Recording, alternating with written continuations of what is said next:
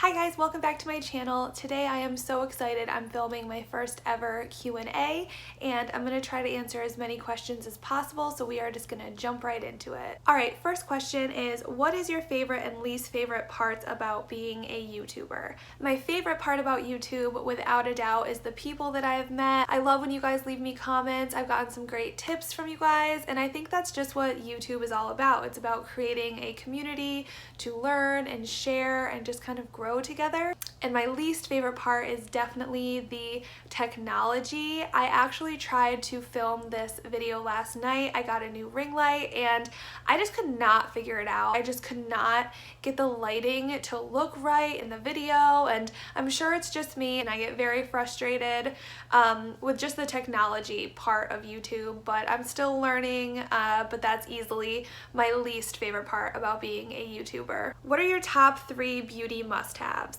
The first is this Maybelline Instant Age Rewind, and this is in the shade the Brightener and Illuminator. This is the best concealer that I have ever used, and I have tried the Shape Tape, the high-end stuff. I just keep going back to this one because as far as application, it goes on so easy. You can build it up. You don't have to sit there and like blend it in forever. I just don't have time for that, and this gives me such a good look. It hides all of the dark circles, any blemishes, and I would be so devastated if they stopped making this. My second beauty must-have is this mascara. It's the Sumptuous Extreme by Estee Lauder. This one is so amazing. You can do multiple coats. It never clumps up. It makes your eyelashes thick and it makes them long, and this is just the best one I've tried. The third makeup product that I have been using every single day for I don't know, maybe 6 months is this Too Faced Black Book of Bronzer. And I love it because it just has so many different shades that you can work with. It smells like chocolate. I love that.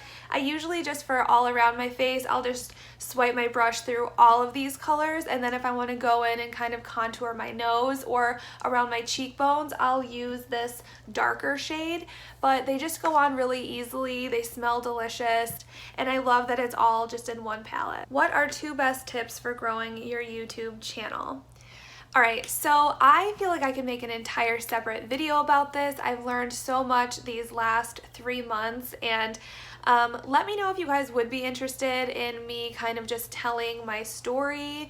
I feel like I do have a lot to share with you guys, but I am hesitant to make a video just because I don't want it to be perceived as if I think I know everything or I'm an expert, because I know that I am not by any means. But let me know in the comments below if you guys would be interested in just me sharing my experience and what I've learned with YouTube so far. But for this video, I guess I would say my 2 best tips are: number 1, make videos that are helpful to other people and that are videos that you would actually want to see. My second tip for small YouTubers would be to network with other small YouTubers who make the same type of videos that you do. That way you guys can collab, you can just kind of help each other with ideas and things like that. So I think building a network when you are a small YouTuber is definitely super important if you want to grow your channel. Next question, how did I meet Ryan, my husband? I met my husband in Watertown, New York. It is in upstate New York, kind of near Canada.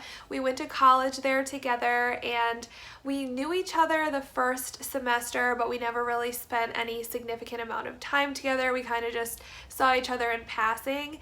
But in the second semester, he moved into my student housing building, and we just had the opportunity to spend more time together. And I knew within, God, I would say like the first month of us hanging out that I was going to marry him, and I even told him, and he still brings it up to this day. He was just such a good person. We shared a lot of the same values, and even though we didn't necessarily have the same interests, we had a very common sense of humor. I just had a really strong feeling about it, and I just knew I was going to marry him, and here we are 10 years later, and guess I was right. How many children do you want? Luckily, my husband and I are on the same page with both wanting 2 children, so we're hoping to get pregnant with baby number 2 this year, and boy, girl, we are gonna be done after baby number 2. Will I continue to work part-time when I get pregnant and have baby number 2? I definitely will keep working. I am a criminal law paralegal, for those of you who do not know, and I really like my job. I'm such a nerd. I've always been into like Dateline and crime shows, so I really just find what we do very interesting.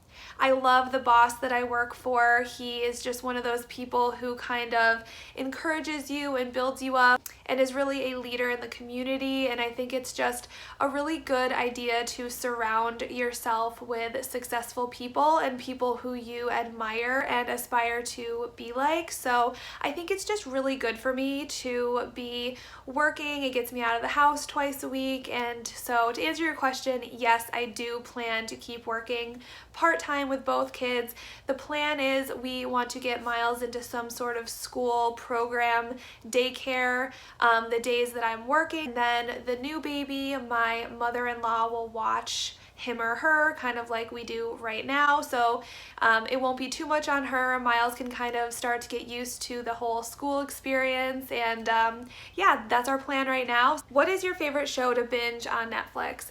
So easy. I watch The Office every single night before bed, and it helps me fall asleep. I have probably watched that show from start to finish 100 times.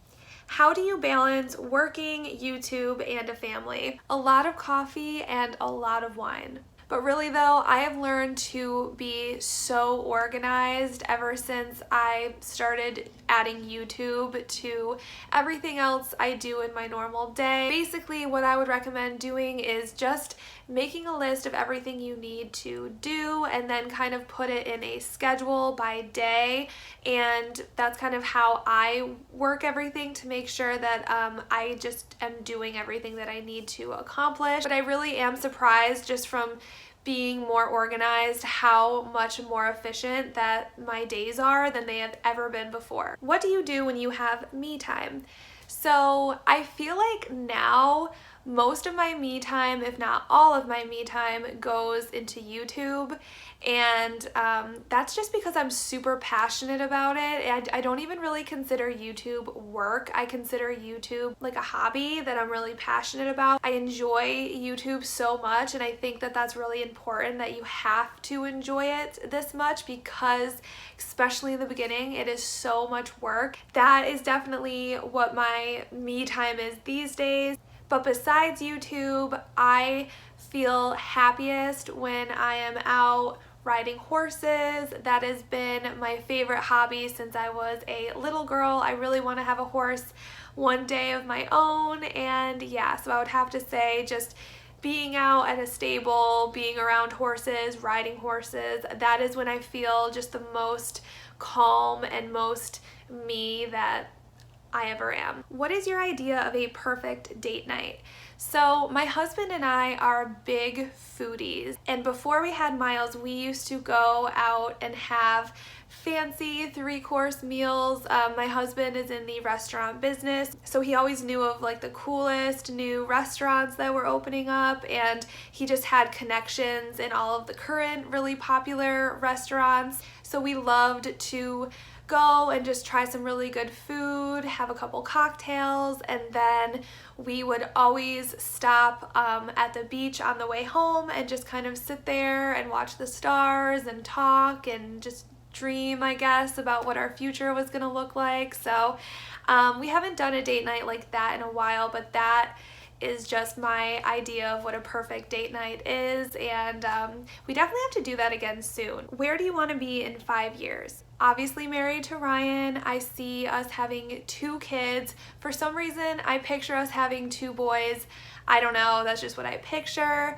I am hoping to live on a farm. That has always been my dream. I'm like such a dork. Ever since I was a little girl, my dream was to have some sort of animal rescue, and I just think it would be awesome to be able to raise our children on a farm and just grow up around that type of atmosphere, to, you know, teach them about life, hard work, how to care and respect for animals, and I would just love to be able to take a few animals. I mean, I won't be able to do anything large scale, I'm sure, but just to have the opportunity to take a couple animals from a bad situation and just to give them a forever home where they can just be happy and be themselves, I would just feel so fulfilled, and that's always been a dream of mine since I was a little girl. I'm not sure if that's going to be happening in 5 years, but that is definitely the goal and the dream for the future, and definitely still doing YouTube as well. I love YouTube and I want to do it for as long as YouTube is a thing. When do you want to start potty training? Are you worried he might regress with baby number 2? So I would ideally like to start potty training now. I have bought Miles the potty, the little step stool. We read books, we talk about it, and he is just not there yet. He's not interested, so I'm not going to try to push it. But I do ask him often if he wants to try to use the potty. I try to bring him in there with me and just kind of talk about it so he knows. And he knows that Mama and Dada use the potty, but when I ask him if he wants to, he says no and runs away. So he's just not there yet. I'm hoping to try again in another couple months, but I just try to keep the conversation very upbeat, and I don't want him to associate potty in any sort of negative light, especially if he's just not ready yet. But I'm hoping soon, because he's at the point where he tells me if he's pooped, and I think that he could be ready. He's just, for whatever reason, just not there yet. So hoping that happens soon, and I definitely hope he's potty trained before we have baby number 2. That is a big goal of mine, but we will see. And am I worried about him regressing with baby number 2? You know, I really haven't thought too much about that. I do know people who have had that experience, so I'm not gonna put a lot of energy worrying about that yet. I'll just kind of deal with that when and if we get to it and kind of go from there. That's kind of just how I take on life. I try really not to worry about things that I don't know if they're gonna happen or if I can't control. So I will just deal with that if and when that happens in the future. Name ideas for future kids. So Ryan and I are totally split on names, especially for a boy, which boys are very prevalent in my husband's family. So we are gonna have some definite issues when it comes time to picking a boy name, if that happens. So I personally love the name Chase. I love the name Hunter. For a girl, I love the name Everly. That is like my top girl name. I think Ryan likes that one, but I don't really know. So we are gonna have some hard conversations when it comes to picking out the name for baby number 2. How many tattoos do you have and what are their meanings?